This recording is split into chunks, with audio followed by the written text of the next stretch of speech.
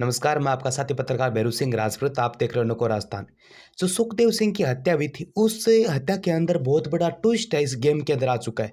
आपको पता है, सपना सोनी जो सुखदेव सिंह की तीसरी पत्नी थी, उनका कहना है कि मुझे इस फ्लैट से धक्का देकर बाहर निकाल दिया जाएगा। और उनका ये भी कहना है कि मुझे सुखदेव सिंह गोगामेडी की जो 3 पत्नियाँ हैं, उन 3 पत्नियों में से मुझे संपत्ति नहीं देने की भी बात भी कही गई है।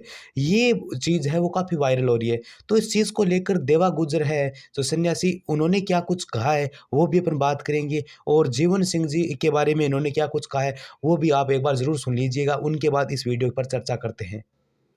सपना सोनी की जो लगातार मार्मिक पोस्ट आ रही है और समाज से एक निवेदन करना चाहती हूँ। आपको पता है कि मैं कभी कोई विषय घुमाकर फिराकर या पक्षपात नहीं करती हूँ, और ना मैं राजपूत विरोधी हूँ और ना मैं जातिगत कोई ऐसी बात करती हूँ।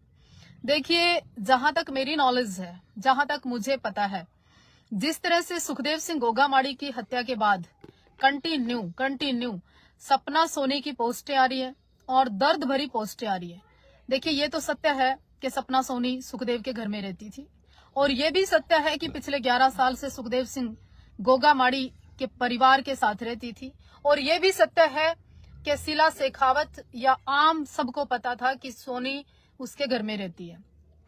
देखिए, अगर सबसे पहली गलती तो वो आज पुण्य आत्मा है, परमात्मा के पास है, उनके श्री चरणों में नमन है भाई साहब के, कि वो ऊपर है। अगर उन्होंने शादी की थी या किसी औरत को साथ रख रहे थे ना, तो धन में, संपत्ति में बराबर का हकदार सबको करके और सबको इस लायक करके जाना था कि मरने के बाद या इस दुनिया से जाने के बाद कोई औरत किसी के भरोसे दर बदर ठोकरें ना खानी पड़े। जो समाज के लोग लगातार सोच रहे हैं कि उसको घर से निकाल दें, बेघर कर दें, झाड़ू मार दें, उसको श्रद्धांजलि सभा में जाने का अधिकार नहीं दिया गया। क्यों भाई?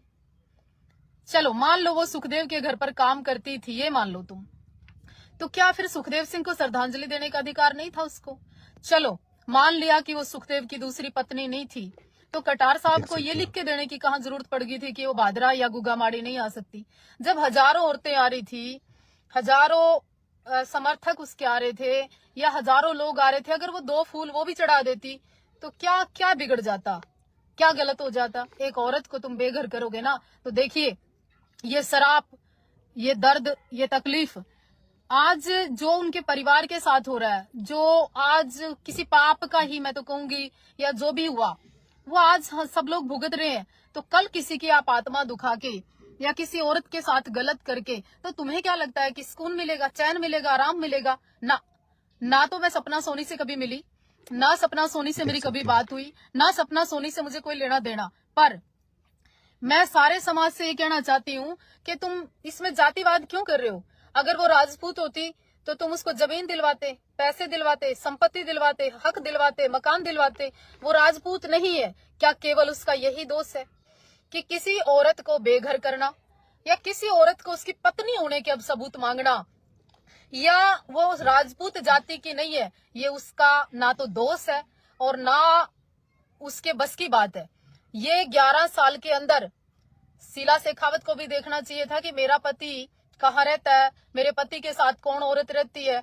और सपना जी से और शीला जी से पहले तो जो गांव में रहती है, सबसे पहली शादी चौधरी के साथ हुई थी, तो वो भी अधिकार तो देखिए, संपत्ति पे लड़ना ना लड़ना उनके घर का विषय है, लेकिन एक औरत के लिए, एक समाज के लिए, एक जाति के लिए, एक मानवता के लिए मैं लाइव आकर बोल रही हूँ। और ना ही मेरे को इस पंगेबाजी से कुछ लेना देना, ना मैं पंचायती हूँ, ना मेरा समाज में कोई योगदान है। पर मैं इंसानियत के नाते एक बात कहना चाहती हूँ, क्या आपके घर में अधिकार पाने के लिए अगर आपको दूसरी जाति से इतनी प्रॉब्लम है और आप जातिवादी हो रहे हो, तो आपने उसको अपने घर में क्यों रखा? आपने उसके ऊपर विश्वास क्यों किया? आपने उसके हाथ से खाना क्यों खाया? आपने उससे कपड़े क्यों धुलवाए? आपने उसको हम बिस्तर क्यों किया? आपने उसको 11 साल अपने बेडरूम में क्यों रखा? आपने उससे फिजिकल रिलेशन क्यों बढ़ाए? और ये विवाद 2-4 साल पहले भी, उसकी एक वीडियो नहीं, 100 वीडियो सपना सोनी की वायरल है, जो ये चीख चीख कर दर्शाती है कि सपना सोनी सुखदेव के साथ रहती थी। वो केस भी कोर्ट में सबको पता है, वो डाटा भी केस सबको पता है।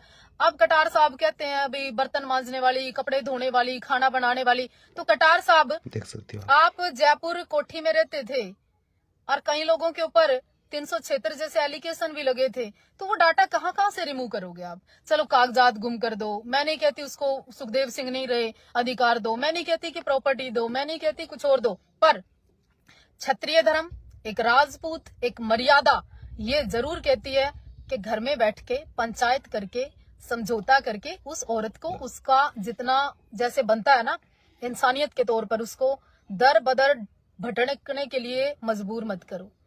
उतना उसको वैसे भी दे दो जो उसका बनता है, या उसका बेटा है वो अपनी जिंदगी पूरी कर लेगी, ना उसके माँ है ना बाप है, तरस करके दे दो, क्या बिगड़ता है? आपके पास तो कई कई सौ करोड़ के आदमी है, राज शेखावत जी हजारों करोड़ का आदमी है, जीवन सिंह के पास कई पूरा मध्य प्रदेश देखते हैं, अपने हरियाणा के बड़े बड़े राजपूत पड़े हैं।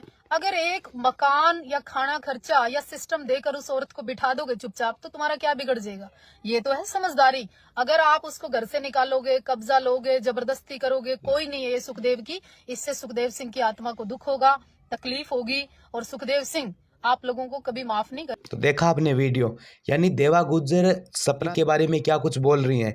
यानी अगर वो उनके साथ रह रहा था, हर एक कह सकते हैं जितने भी कार्य है पति और पत्नी के बीच होते हैं, उन्होंने ऐसे सब कार्य किए भी है, तो फिर ये अब चीज क्यों लेकर आ रही है? देवा गुज्जर का ये वीडियो आपको कैसा लगा है कमेंट सेक्शन में मुझे ये भी बता दीजिए, और आपके इस वीडियो को देखकर आपकी क्या कुछ राय है वो मुझे कमेंट बॉक्स में जरूर बता दीजिए। मिलते हैं और भी शानदार अच्छे वीडियो के साथ, तब तक के नमस्कार, जय हिंद, वंदे मातरम।